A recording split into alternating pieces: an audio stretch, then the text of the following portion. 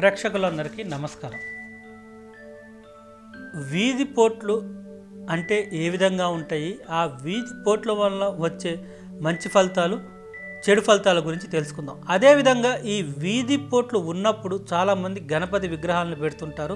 అదేవిధంగా కొంతమంది ఇటీవల కాలంలో కాంపౌండ్ వాల్ తర్వాత ఒక అడుగు 2 అడుగుల స్థలం వదిలివేసి ఇంకొక వాల్ లాంటిది నిర్మాణం చేస్తుంటారు. ఈ విధంగా చెయ్యవచ్చా? మంచి వీధి పోట్ల వల్ల ఎటువంటి ఫలితాలు కలుగుతాయి, అదేవిధంగా చెడు వీధి పోట్ల వల్ల ఎటువంటి ఫలితాలు కలుగుతాయి అనే దాని గురించి ఇప్పుడు తెలుసుకుందాం. మంచి వీధి పోట్లను తీసుకున్నప్పుడు తూర్పు ఈశాన్యం, ఉత్తర ఈశాన్యం, దక్షిణ ఆగ్నేయం, పడమర వాయువు, ఈ 4 వీధి పోట్లు అనేది చాలా మంచి వీధి పోట్లు అండి. ఈ వీధి పోట్లు ఉన్నప్పుడు ఆ ఇంట్లో నివసించేవారు సుఖశాంతులతో ఉండటం జరుగుతుంది. అంటే ఈ మంచి వీధి పోటు అనేది ఒక అంగుళం దగ్గర నుంచి 2-3 అడుగుల దాకా తగిలినట్లయితే ఇది మంచి వీధి పోటు కిందకి పరిగణలోకి తీసుకోవటం జరుగుతుందండి. అంటే ఉదాహరణకి తూర్పు ఈశాన్య వీధి పోటు ఉన్నప్పుడు ఆ ఇంట్లో నివసించేవారు పేరు ప్రఖ్యాతులు కలిగి ఉండటము, అదేవిధంగా వాళ్ళు ఉన్నటువంటి రంగంలో మంచి పేరు సంపాదించుకోవటం, అభివృద్ధిలోకి రావటం జరుగుతుందండి. అదేవిధంగా ఉత్తర ఈశాన్య వీధి పోటు ఉన్నప్పుడు ఆ ఇంట్లో ఉండేవారికి కీర్తి ప్రతిష్టలతోటి పాటు ధనధాన్యాలకు లోటు లేకుండా ఉండటం జరుగుతుందండి. అదేవిధంగా ఆ ఇంట్లో ఉండే పిల్లలు ఎవరైతే మొదటి సంతానం ఉంటారో ఈ తూర్పు ఈశాన్యం అదేవిధంగా ఉత్తర ఈశాన్యం వీధి పోట్ల వల్ల వాళ్ళు కూడా అభివృద్ధిలోకి రావడం, వారు అనుకున్న రంగంలో ముందడుగులో ఉండటం కూడా జరుగుతుందండి. అదేవిధంగా పడమర వాయువ వీధి పోటు తీసుకున్నప్పుడు ఆ ఇంట్లో ఉండేవారు ఒకవేళ రాజకీయ రంగంలో ఉన్నట్లయితే ఆ రాజకీయ రంగంలో వాళ్ళకి తిరుగు లేకుండా ఉండటానికి అవకాశాలు ఉండటం, అదేవిధంగా ఉన్నత పదవులు అనేది తీసుకోవడానికి కూడా అవకాశం ఎక్కువగా ఉంటుందండి. అదేవిధంగా దక్షిణ ఆగ్నేయ వీధి పోటు తీసుకున్నప్పుడు ఆ ఇంట్లో నివసించే ఆడవారు సుఖ సంతోషాలతో ఉండటము, అదేవిధంగా భార్యాభర్తల మధ్యన అన్యోన్యత అనేది ఉండటం జరుగుతుందండి. కాబట్టి ఈ మంచి వీధి పోట్లు అనేది ఒక అంగుళం దగ్గర నుంచి 2-3 అడుగుల దాకా తగ్గటం చాలా ఉత్తమం అండి. అదేవిధంగా చెడు వీధి పోట్లను తీసుకున్నప్పుడు తూర్పు, ఉత్తరం, పడమర, దక్షిణం, ఈ 4 వీధి పోట్లు, అదేవిధంగా తూర్పు ఆగ్నేయం, ఉత్తర వాయువు, పడమర నైరుతి, దక్షిణ నైరుతి, ఈ 8 వీధి పోట్లను తీసుకున్నప్పుడు ఈ చెడు వీధి పోట్లుగా పరిగణలోకి తీసుకోవడం జరుగుతుందండి.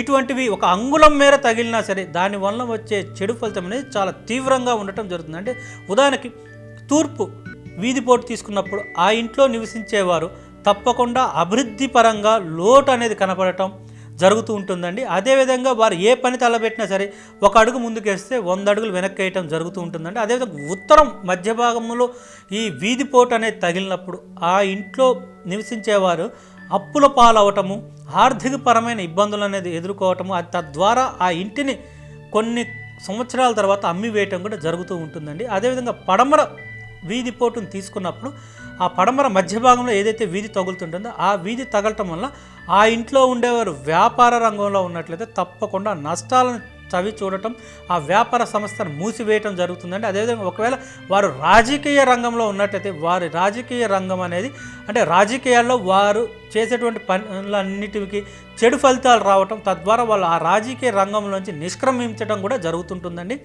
అదేవిధంగా దక్షిణ మధ్య భాగంలో వీధి తగులుతున్నట్లయితే దానివల్ల ఆ ఇంట్లో ఉండేవారికి తరచూ అనారోగ్య సమస్యలు రావటం, అదేవిధంగా అవి దీర్ఘకాలిక రోగాలుగా మారటానికి కూడా అవకాశం ఉంటుందండి. అదేవిధంగా అనుకోకుండా తరచూ ప్రమాదాలు లాంటివి జరగడానికి కూడా అవకాశం ఉంటుంది. కాబట్టి ఈ 4 వీధి పోట్లు చెడు వీధి పోట్లు అండి. అదేవిధంగా తూర్పు ఆగ్నేయ వీధి పోటును తీసుకున్నప్పుడు ఈ వీధి పోటుకు కూడా ఒక అంగుళం మేర కూడా వీధి తగిలినట్లయితే దానివల్ల వచ్చే చెడు ఫలితాలు చాలా తీవ్రంగా ఉంటాయండి.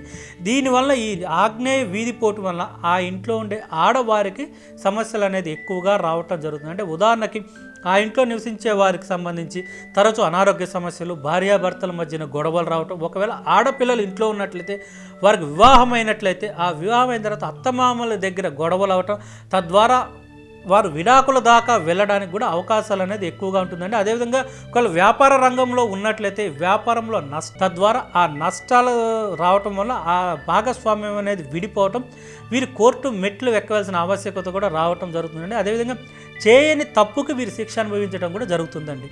దీని తర్వాత ఉత్తర వాయువ్య వీధిపోటు అండి.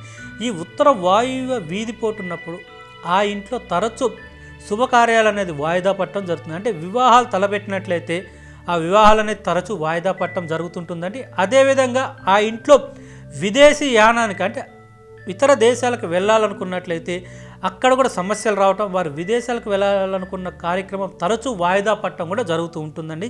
దీని తరువాత దక్షిణ నైరుతి వీధిపోటును తీసుకున్నప్పుడు ఆ ఇంట్లో నివసించే ఇంటి యజమానికి తప్పకుండా అనారోగ్య సమస్యలు రావటం, అది దీర్ఘకాలిక రోగాలుగా ఉండటం, తర్వాత అనుకోకుండా ప్రమాదాలు లాంటిది జరగటం కూడా ఉంటుంది. కాబట్టి ఈ వీధిపోటు వల్ల ఇటువంటి చెడు ఫలితాలు కలుగుతాయి. అదేవిధంగా పడమర నైరుతి వీధిపోటు తీసుకున్నప్పుడు ఆ ఇంట్లో నివసించే ఆడవారి మీద ప్రభావం చూపించడం, అదేవిధంగా ఎవరైతే మొదటి సంతానంగా ఆడపిల్లలు ఉంటారో వారి మీద కూడా ప్రభావం చూపించడానికి అవకాశం ఉంటుందండి. అదేవిధంగా వీరికి అనారోగ్య సమస్యలు, మానసిక ఆందోళన, అంటే ఏదో జరిగిపోతున్నది అనేది భయపడుతూ ఉంటారండి. తరచూ ప్రమాదాలు జరగడానికి, అనుకోకుండా ఆకస్మిక మరణాలు కూడా సంభవించడానికి అవకాశాలు ఎక్కువగా ఉంటాయి. కాబట్టి ఇటువంటి వీధిపోట్లు ఉన్నప్పుడు వీటికి సంబంధించి ప్రత్యామ్నాయ పద్ధతులు, అంటే యంత్రాల ద్వారా పరిష్కారం ఉంటుందంటే అది చేసుకున్నట్లయితే దానివల్ల మంచి ఫలితం రావటం జరుగుతుంది.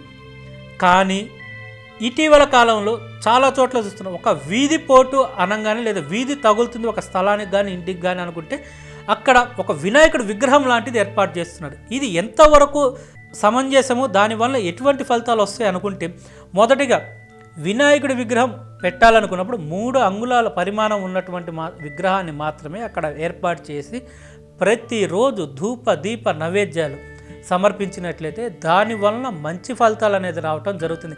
అలా కాకుండా చాలామంది ఏం చేస్తుంటే వినాయకుడు విగ్రహం పెట్టాలి కదా అని చెప్పి 1 అడుగు 2 అడుగులు 3 అడుగులు, కొంతమంది ఇంకా చాలా పెద్ద విగ్రహాలు తీసుకొచ్చి అక్కడ గుడిలాగా ఏర్పాటు చేస్తుంటారు. అలా ఏర్పాటు చేసి ఒక పూట మాత్రమే ధూపదీప నైవేద్యాలు సమర్పిస్తారు, కానీ మిగతా 2 పూట్ల వదిలివేస్తుంటారు. అలా వదిలివేయటం వల్ల తద్వారా కొంతకాలానికి ఏమవుతుందంటే ఈ ఒకరోజు చేసేటువంటి పూజ కూడా చేయకుండా వదిలివేస్తుంటారు.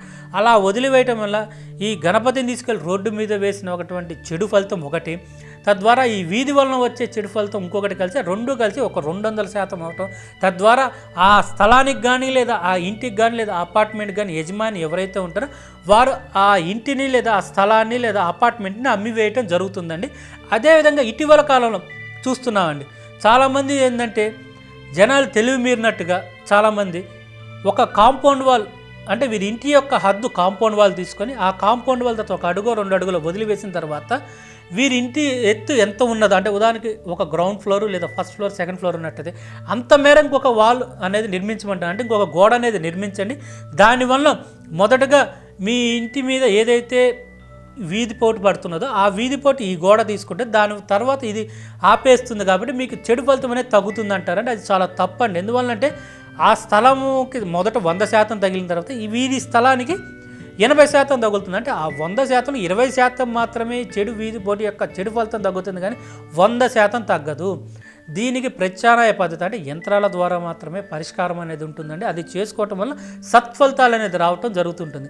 అదేవిధంగా ఇటీవల కాలంలో కొంతమందిని చూస్తున్నాం, ఒక వీధిపోటు తగులుతున్నప్పుడు అక్కడ ఒక షాప్ లాంటిది ఏర్పాటు చేసి ఆ షాపులో కిరాయిలకి ఇచ్చేయటము, తర్వాత వీరు ఆ షాప్ నుంచి ఆ షాప్కి ఆనుకొని ఇంటి నిర్మాణం అనేది మొదలు పెడతారు.